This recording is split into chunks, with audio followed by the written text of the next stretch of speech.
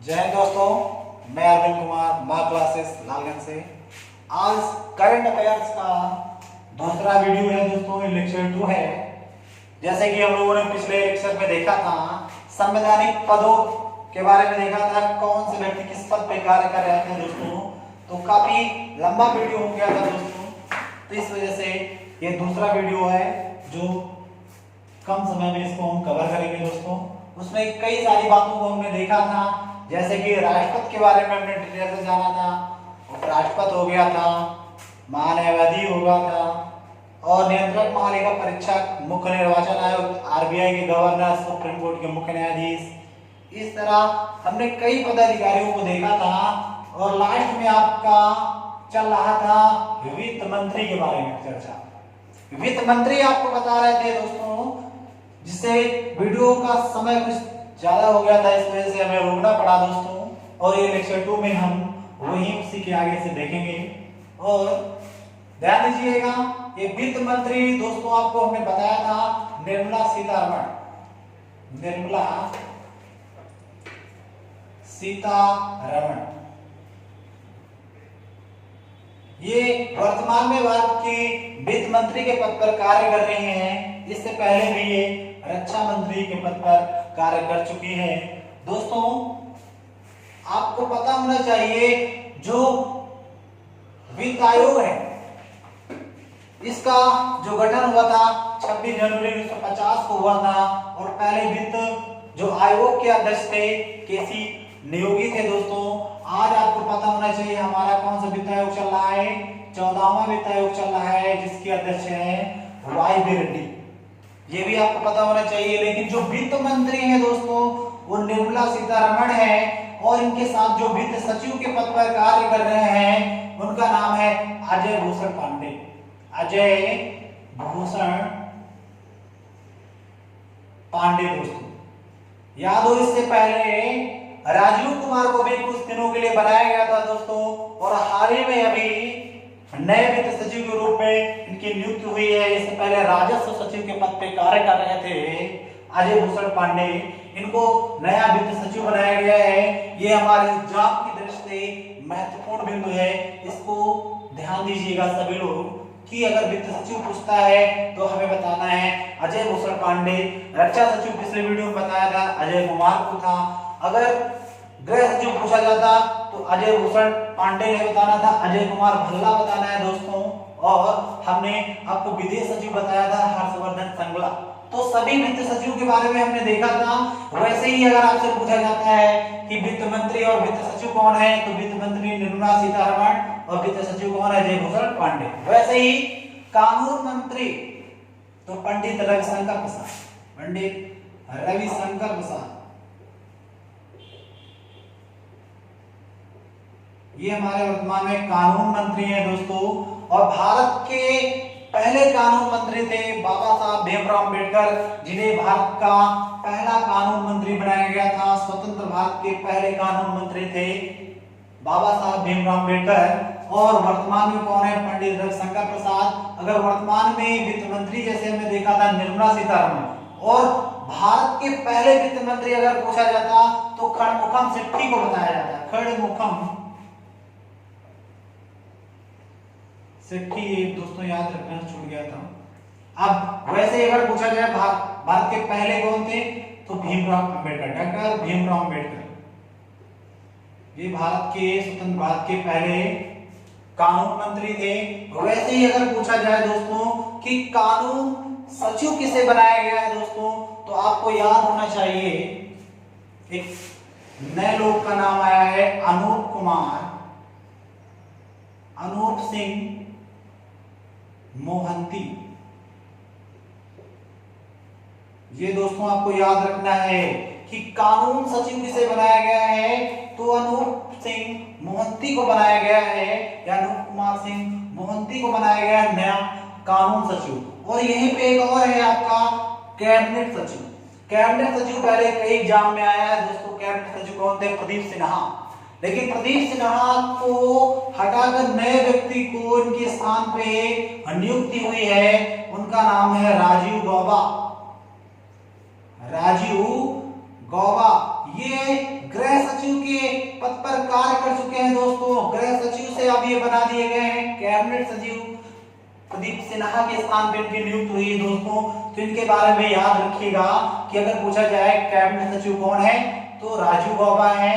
कानून मंत्री कौन है? अनूप सिन्हा है। अगर वित्त सचिव पूछा जाए तो अजय भूषण पांडे, और रक्षा सचिव पूछा जाए तो अजय कुमार, गृह सचिव पूछा जाए अजय कुमार भल्ला, और विदेश सचिव हर्षवर्धन श्रृंगला। तो सभी के बारे में हमने अच्छे से देखा है दोस्तों। और आगे अगला क्वेश्चन है आपका, प्रधानमंत्री के सचिव के पद पे कौन से व्यक्ति कार्य कर रहे हैं दोस्तों? प्रधानमंत्री हमारे नरेंद्र मोदी के सचिव के पद पर कार्य कौन कर रहे हैं? ये हमारे एग्जाम के लिए बहुत ही जरूरी है। तो उनका नाम है भास्कर खुल्बे। भास्कर खुल्बे, ये याद रखिएगा ये नाम दोस्तों कि प्रधानमंत्री के सचिव पूछा जाए तो भास्कर खुल्बे।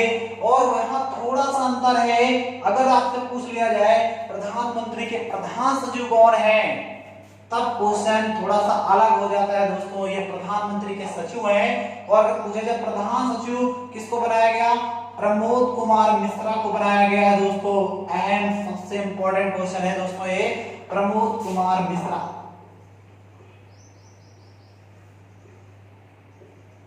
पहले इस पद पे जो कार्य कर रहे थे प्रमोद कुमार मिश्रा के पहले तो नपेंद्र मिश्रा कर रहे थे कार्य, याद रखना है दोस्तों। और कई एग्जाम, वनडे एग्जामों में पूछा गया था कि प्रधानमंत्री के प्रधान सचिव के पद पे कौन कार्य कर रहा था? तो पीके मिश्रा कार्य कर रहे थे और नपेंद्र मिश्रा कार्य कर रहे थे। अब कौन कर रहा है? पीके मिश्रा कर रहे हैं। प्रमोद कुमार मिश्रा इनकी जगह में आए हैं नपेंद्र मिश्रा की जगह में। तो ये भी आपको दोस्तों याद रखना है। अगला है राष्ट्रीय सुरक्षा सलाहकार कौन है? राष्ट्रीय सुरक्षा सलाहकार अजीत डोभाल। अजीत डोभाल को राष्ट्रीय सुरक्षा सलाहकार बनाया गया है दोस्तों, ये आपको याद रखना है। और आपको राष्ट्रीय उप सुरक्षा सलाहकार अगर पूछ लिया जाए, राष्ट्रीय उप सुरक्षा सलाहकार, तो ये एक नया नियुक्ति है, नई नियुक्ति है, इसको भी याद रखना है। दत्ता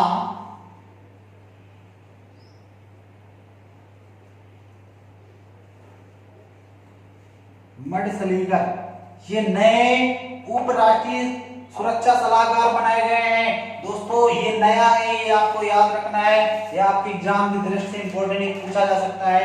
नए उप राष्ट्रीय सुरक्षा सलाहकार किसे बनाया गया? तो दत्ता मडसलीकर, ये याद रखना है आपको। फिर अगर आपसे पूछा जाए कि राष्ट्रीय वैज्ञानिक सलाहकार कौन है दोस्तों, तो वही डीआरडीओ के अध्यक्ष हैं जी सतीश रेड्डी। जी सतीश रेड्डी,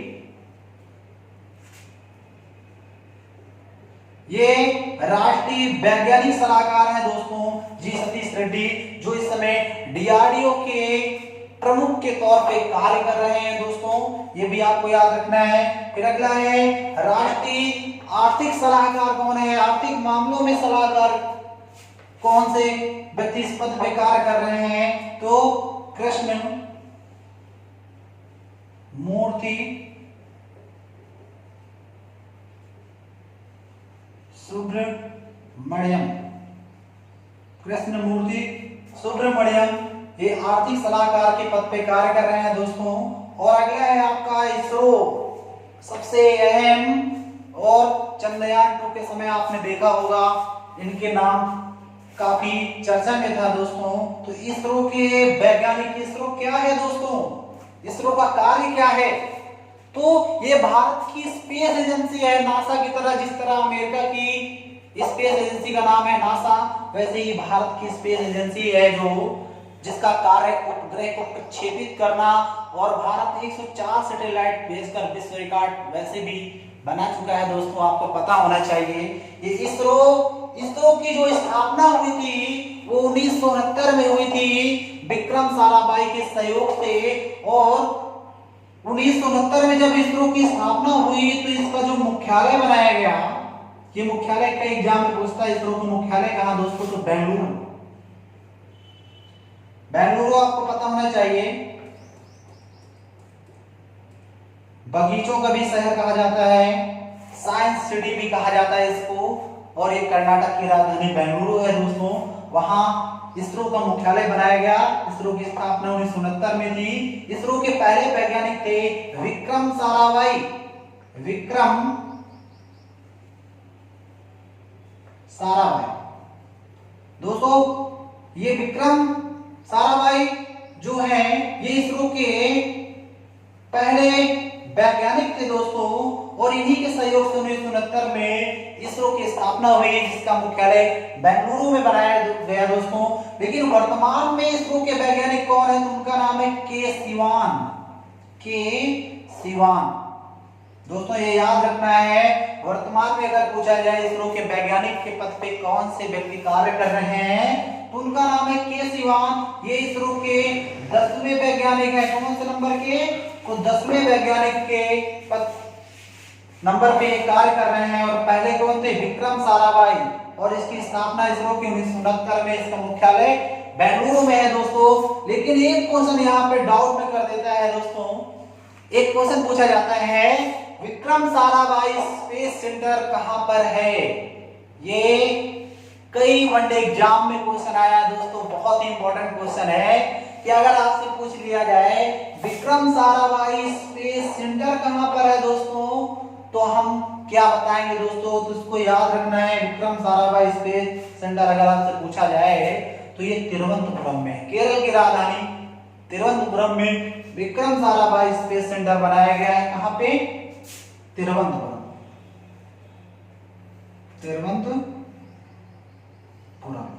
तो ये क्वेश्चन भी आपको याद रखना है दोस्तों। अगर पूछा जाए विक्रम साराभाई स्पेस सेंटर केंद्र कहां बनाया गया है, तिरुवनंतपुरम। और डीआरडीओ, इसके बाद हमें जानना है डीआरडीओ के बारे में। रक्षा अनुसंधान, रक्षा विकास अनुसंधान जानते होंगे डीआरडीओ, आपको पता हो जो भी, इसका कार्य है मिसाइल बनाना। इसका कार्य है, डीआरडीओ का कार्य क्या है, मिसाइल बनाने का कार्य किसका है दोस्तों, रक्षा के क्षेत्र में जो मिसाइल का योगदान है आपका डीआरडीओ का है। रक्षा विकास अनुसंधान के नाम से इसको जानते हैं हम। और दोस्तों जो डीआरडीओ है, जो डीआरडीओ यहां पे लिख देते हैं डीआरडीओ के बारे में।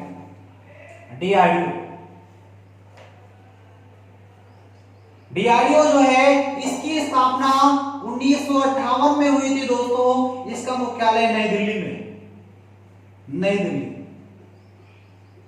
डीआरडीओ की स्थापना 1958 में, याद रखना है। इसका मुख्यालय बहुत पूछा जाता है दोस्तों, काफी लोग इसको याद नहीं कर पाते हैं।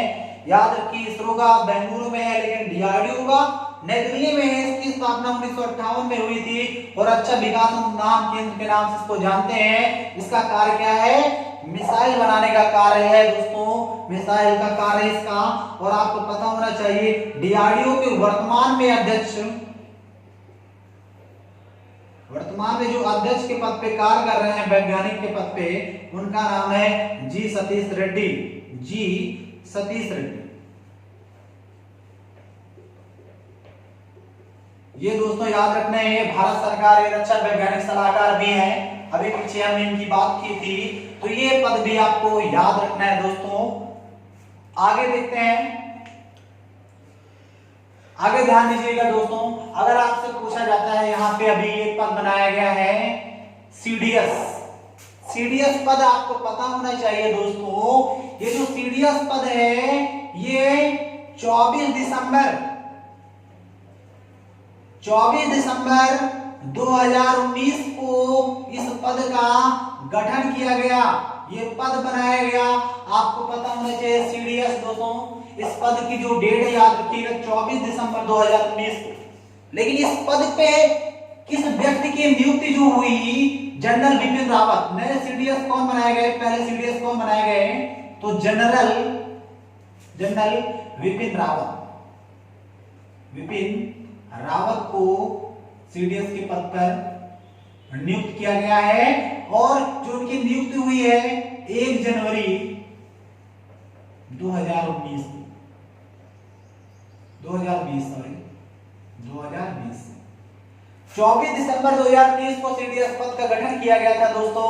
और 1 जनवरी 2020 पे इस पद पे नियुक्त किसकी हुई, लेफ्टिनेंट जनरल बिपिन रावत के थल सेना के अध्यक्ष के पद पे भी कार्य कर चुके हैं। सीडीएस का दोस्तों फुल फॉर्म होता है चीफ ऑफ डिफेंस स्टाफ।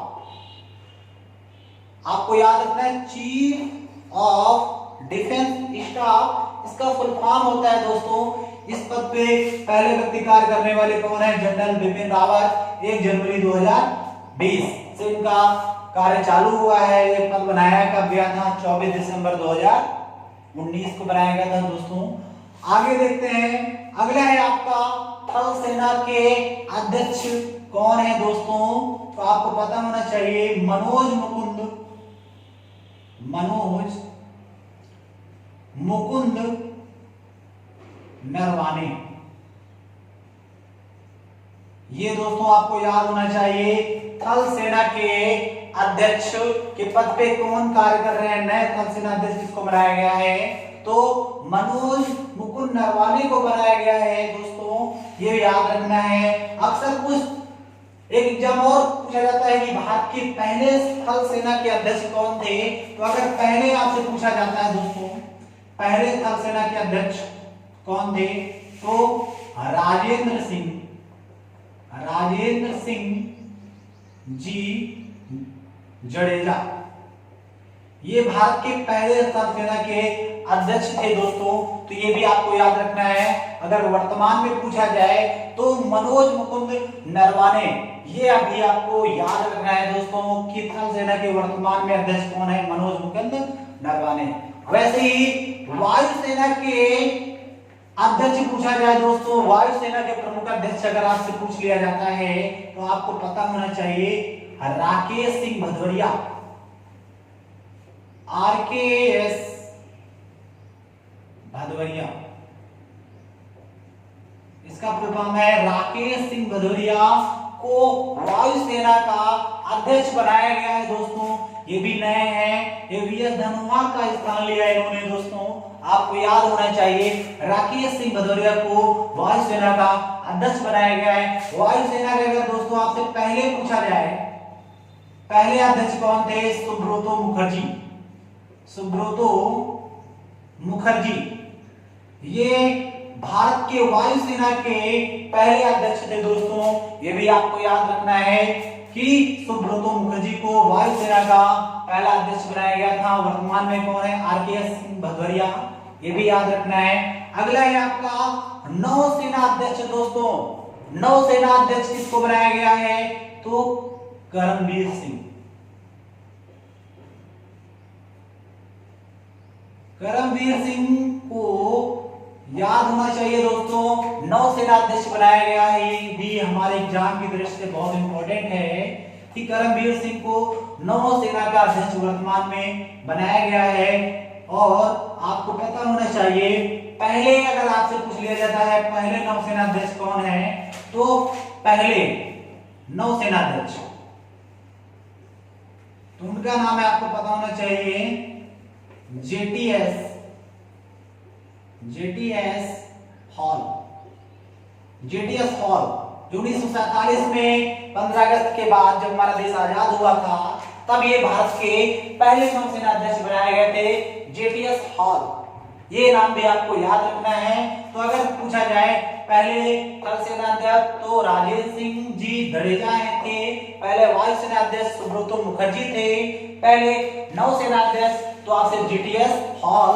अगर वर्तमान की बात करें तो पहले सीडीएस कौन थे बने हैं? तो जनरल बिपिन रावत बने हैं। पहले थल सेना अध्यक्ष इस समय कौन बने हैं? तो मनोज मुकुंद नरवाने वर्तमान में बने हैं। और वर्तमान में वायुसेना अध्यक्ष तो RK सिंह भदौरिया बनाए गए हैं।